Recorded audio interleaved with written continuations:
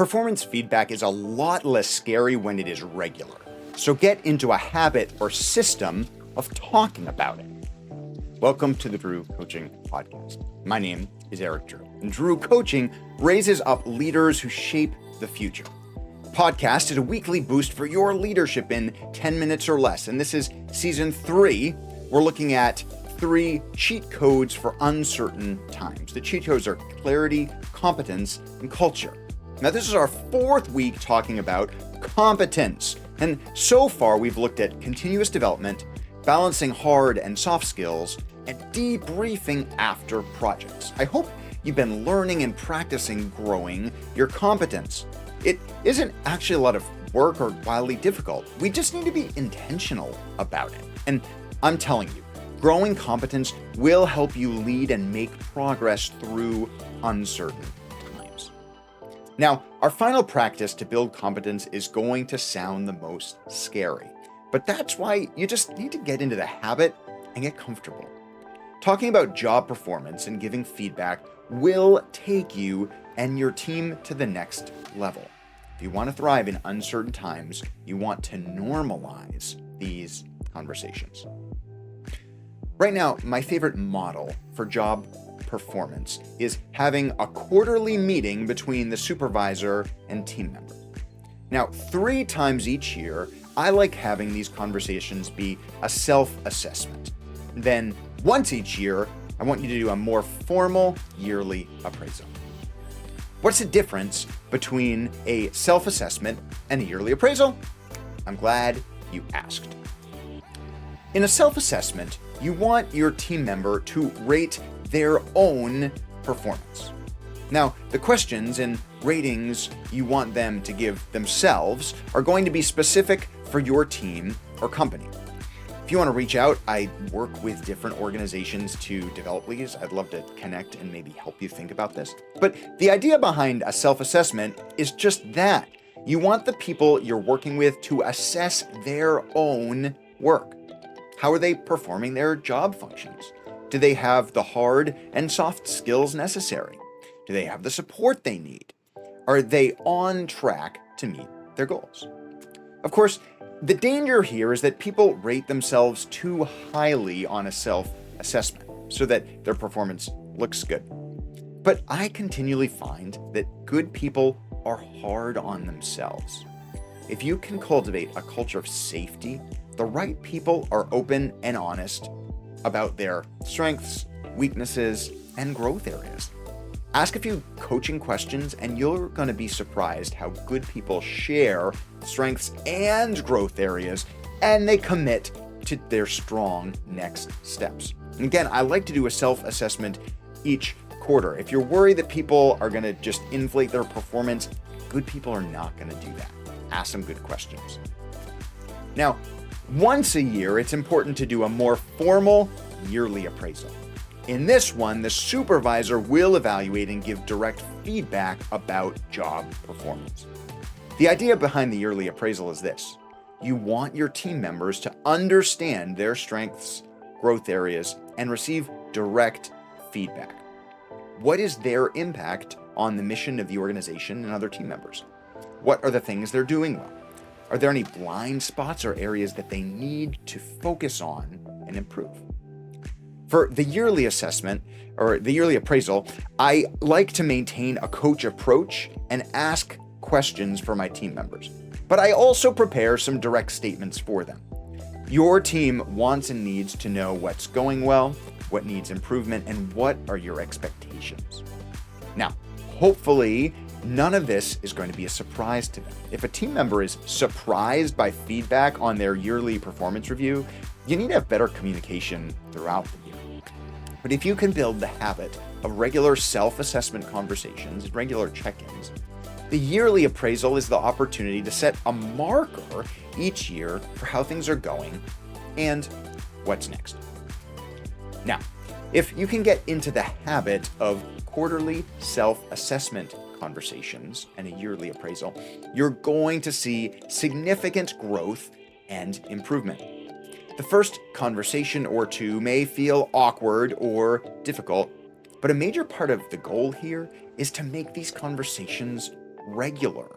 If growth and performance conversations are regular, if they're happening often, team members are going to understand the expectations, everyone is going to be able to monitor their progress well, and your whole team or organization will grow competence much better because you're talking about it regularly in healthy ways. Part of this is just getting into the habit and practicing doing this. I want to share a few more tips when it comes to planning on and working on the job performance review. Here are a few things to think about. First, I want you to ask more questions. People learn the most when they identify their learnings themselves. Don't just talk at people during job performance review. Ask them questions. Turn it into a dialogue. Make sure to start with positives. First, this gets us in a better frame of mind for the whole conversation. But also, too often job performance reviews focus only on the negative. Highlight progress and strengths so that people continue to do these things. I want you to give direct feedback with examples. For growth areas, it's important to speak directly to the problem and give an example. Don't just speak in broad strokes. If a person needs to be more concise in their communication, say that and then give an example of a time they were not concise. This is both for the person receiving the feedback so that they can learn, and also for the supervisor so you've really thought thoroughly through and you're giving the right feedback. Finally, I want you to remember to use feedback to build people up. Too many of us are afraid of feedback, growth areas, and performance reviews. If your mindset going into these conversations is that they're for the growth of the individual and the team, they're going to feel that you're on their side. You hope for their growth, and this is going to make a difference in the conversation. Now, I know that you might already have a system at your job, or you might not be responsible for it, but here's the other thing I know. Competence is a cheat code. You will not build competence without creating regular opportunities to discuss performance. By the way, you can also do this with volunteer teams or community groups or just about anywhere else. Help people to self-assess, have a yearly appraisal or milestone to talk about progress and growth opportunities. Take a posture of growing the people around you. As you're practicing and preparing this week, here are a few questions to think about. On a scale of 1 to 10, how do you feel about giving positive feedback and feedback on growth areas? What might be different if you scored a 9 or a 10?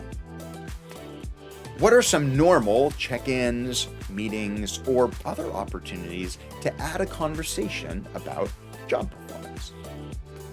Finally, what's one thing you heard about providing feedback in this episode that you're hoping to incorporate into your leadership? I know many people hate this topic and talking about feedback, but actually, I love it. If you can get into the habit of regularly discussing strengths and growth areas, and you can get comfortable with the conversations, it will be transformational. Grow competence. This is a cheat code in uncertain times. As you work on it, I want to help. You can find the show notes and questions at drewcoaching.online. I'm on TikTok, Instagram, and Facebook sharing questions, encouragements, additional content so that you can grow all week. I'd love to see you there. You can ask your questions there or share what you're learning.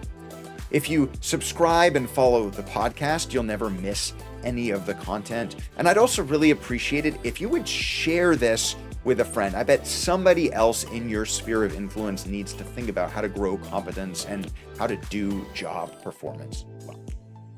Finally, I want to share with you that I released a free ebook for this summer.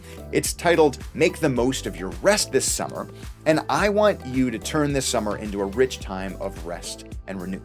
Don't let it pass you by. The ebook shares 5 practices to make the most of rest, and I would love for you to embrace the art of rest and discover your best. If that sounds interesting to you, get over to drewcoaching.online. It's free. Check out the ebook. I'd love to see you there. Hey, and I want to say thank you for your leadership and for connecting.